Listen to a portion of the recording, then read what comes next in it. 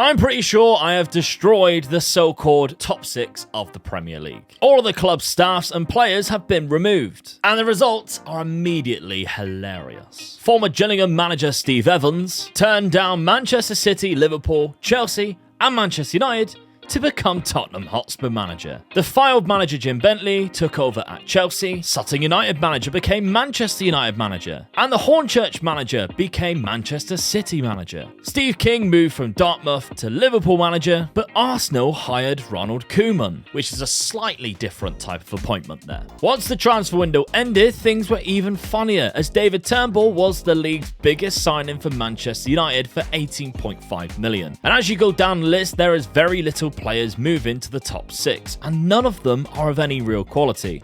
And with only 16 transfers made, the rest are all free transfers. Of the top 6 players moving to different clubs. Gabriel moving from Arsenal to Spurs, funny enough, Bukayo Saka going to Leeds, Diogo Jota and Ben White to Newcastle, and Scott McTominay going to Brentford. But obviously there are some bigger names missing, so here's a few. Mo Salah has gone to Real Madrid, Virgil van Dijk to Paris, Kevin De Bruyne adds more power to Real Madrid's midfield, and Mbappe, he signed Harry Kane to PSG too, who also brought his mate Heung-min Son with him. Back to Real Madrid, and they get Ederson and Alisson. And even as a free agent, nobody wants Cristiano Ronaldo. Jack Grealish went to Barcelona, and I could just go on and show you every single player, but we've got some more important, funny things to look at. You see, I want to see how much trouble these top 6 clubs are in, especially Liverpool, who only signed one player, and Arsenal, who literally signed nobody, as well as who is going to dominate the English leagues now that the top 6 are out of the way. No surprises that by the end of January, all 6 clubs have sacked their manager and hired new, with Arsenal hiring Roger Smith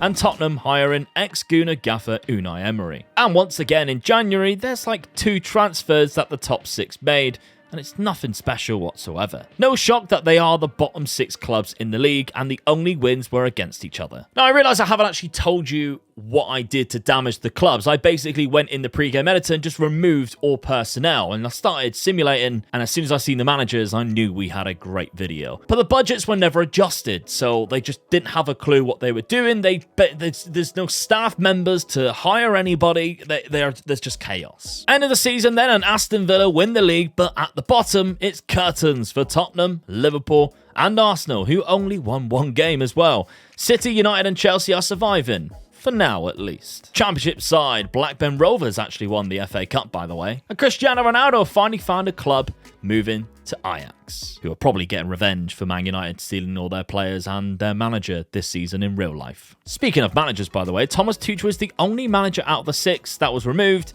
to find a job since. I also want to see if the top 6 use their youth intakes at the end of the season for the first team, because they've got no players, so they might as well. And yep, highlighted here are 7 players in Manchester United's first team that are all regens and have played up to 8 matches already. 16-year-old Carl Biggins is already highly rated, being valued between 9 to 28 million pound. And I have the in-game editor for this reason too, because I can see he has a very good potential on this game. Chelsea have played this 15-year-old Nigerian wonder kid 7 times already in the Premier League. But it's Arsenal who, despite being in last place, have the best player to come through with a potential rating of 195 out of 200. But how do they cope in the Championship next season? Well, they spent about £5 million on players, with this guy being the most expensive out of the lot, a goalkeeper from the MLS. They are still rock bottom of the Championship early doors, with Liverpool, who have only won 1 game against Millwall so far, and Spurs, who have actually done the best, winning 4 times already. Looking at their transfer window, they have signed a good amount of players, though, strengthening their side in many different positions. It was a better start for Manchester United, though, who find themselves in 5th,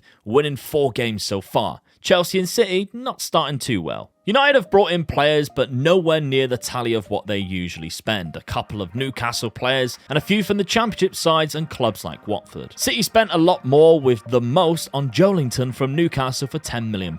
Chelsea brought in Ben Rama early, but other than that £13 million deal, they spent very little. With 1 game to go in this season, however, it is down to the final day where Chelsea and Manchester City could get relegated. City just outside, and United are sitting safe in 14th place. Villa champions once again. And on that final day, Chelsea needed a win, but it was Brighton who they faced and ultimately lost against 2-1, meaning that Chelsea joined the other 3 clubs in the Championship and the two Manchester sides survive. Actually, they will only be joining Tottenham in the Championship. And no, Arsenal and Liverpool didn't get promoted. They in fact dropped down to the 3rd tier after they are relegated from the Championship with back-to-back relegations. Tottenham did well though, finishing in 9th place. Manchester City then made it their mission to succeed in the Premier League, spending over £100 million.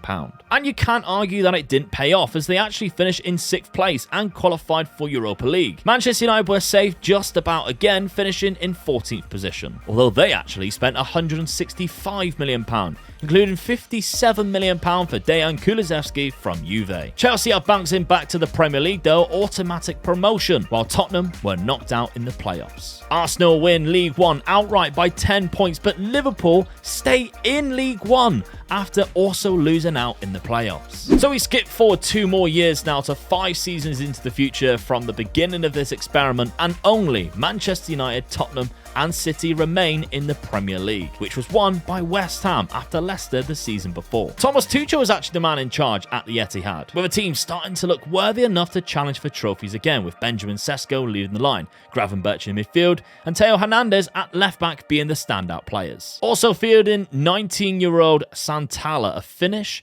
international who came through the youth academy at City. A Spurs side led by Unai Emery re-signed Harry Winks and has Mitrovic leading the line. And look who's back at United too. Hello, Jose. The red side of Manchester doesn't quite look as good as the blue does, but they do have some recognisable faces in there. And looking at the Championship then, and Chelsea have regained promotion through the playoffs while Arsenal sit in 7th place. But still no Liverpool. Well, they are just getting promoted back to the Championship only via the playoffs, which is their 3rd attempt that they had at the playoffs in fact. Although the season is underway, you still have an opportunity to join SPITCH, by the way. The link at the top of the description helps you join SPITCH. The link underneath is the Community League, which has about 600 people in it. The best thing about SPITCH, it is free to play, but you can win some money. You do have to be 18 years of age or over and from the UK, Germany or Austria. But once you enter your team in SPITCH, you can have so much fun with unlimited transfers and the fact that the point system is just far greater than any other fantasy league out there. Not to mention season mode is around, and if you enter throughout the season, your top 5 lineups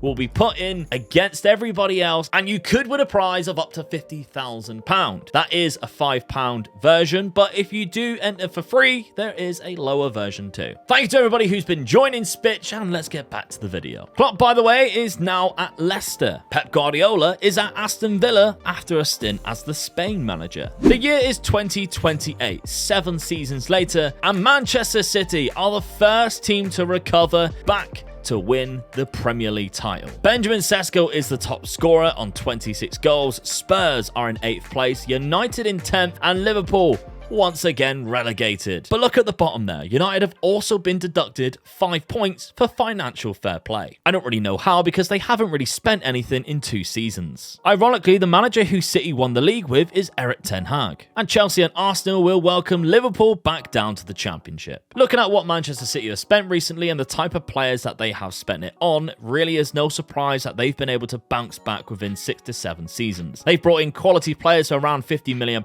and complemented that with a lot of squad players. But can they keep it up and retain the Premier League? Maybe they can have an impact in the Champions League, and can the rest of the top 6 catch up? The answer is no, because Leicester have won the league under Jurgen Klopp, who actually left the role right after, and for some reason became the West Ham manager, who finished in 3rd place. Weird choice there, but I guess they did win 2 titles in 2026 and 2027. City's manager C also had a few bums move around, as Ten Hag resigned last July, was replaced by Zinedine Zidane, who was then sacked, and Gallardo came in and won the Carabao Cup. And they spent another £125 million. Unai Emery resigned at Tottenham, and Xavi took over after spells at Southampton and Newcastle. Chelsea are back in the Premier League next season after winning the Championship, while Arsenal and Liverpool will be waiting a while longer. A year later though, and Gallardo's Manchester City are back at the peak of English football, and Manchester United are creeping back into Europe, while Tottenham and Chelsea survive. But could the damage be permanent for Liverpool and Arsenal, who once again are unable to climb out of the Championship, finishing in in 9th and 13th respectively. One final season then to see what the damage is after 10 seasons. And it's Pochettino's Leicester who have won the Premier League by 4 points above Manchester City. Manchester United are now creeping just outside the top 4 once again,